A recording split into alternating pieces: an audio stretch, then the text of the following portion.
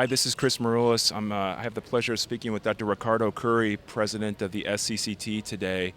Dr. Cury, we commend you for doing a great job as President of the Society this past year.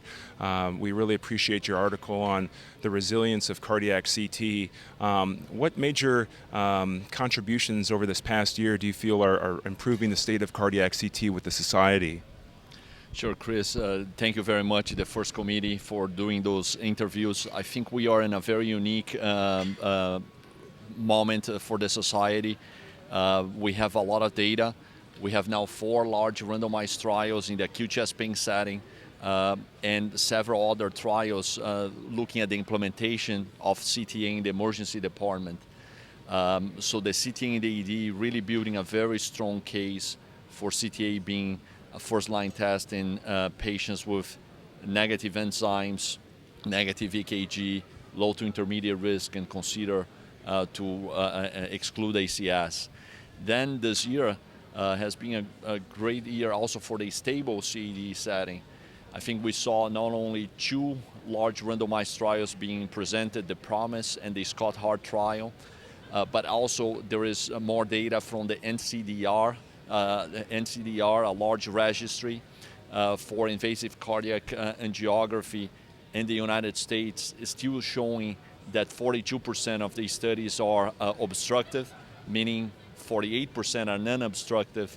And when we looked at the data, the coronary CTA subset arm is the one non-invasive test that increases to 70%, and any other stress test is still in the 40 to 45% obstructive CAD, adding to a cost-effectiveness analysis published recently as well. So I think the body of evidence, it's really growing for the use of CTA, both in the acute chest pain setting and a stable CAD as an alternative to other functional strategies.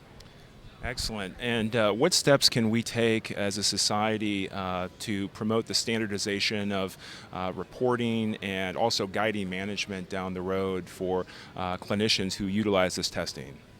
Sure, I think that is a critical point because we are very supportive of appropriate use of imaging, using the right test for the right patient at the right time, and avoid downstream testing. So one of the new initiatives of this society is coming with CADRATS, which is a reporting a management recommendation. We are linking the result of the test with management considerations, and that will be important to track data, to assure quality, and to provide some guidance to clinicians to avoid downstream testing and use the downstream testing only in the appropriate patients that will benefit. So I think that will be a critical step moving forward. Absolutely. And Dr. Cury, obviously you were leading one of the most successful cardiac CT programs in the ED in the Baptist Health Hospital System in Miami. What advice do you have for other practices that are still looking to adopt this technology for acute chest pain triage? Sure. I think the key messages are collaboration, setting up a good team within the ER, physicians with hospitalists, cardiologists, and radiologists, having administration support, and going through a good selection criteria and creating pathways so that we are scanning the right patient population. Those are the critical steps, and then really in the CT lab, having the proper resources from a tech, nurse, and cardiac imagers perspective, radiologists and cardiologists, to be able to supply the demand of those reads. But it's an effort, and we are seeing many hospitals and healthcare systems beginning those efforts and really implementing effectively CTA in the emergency department.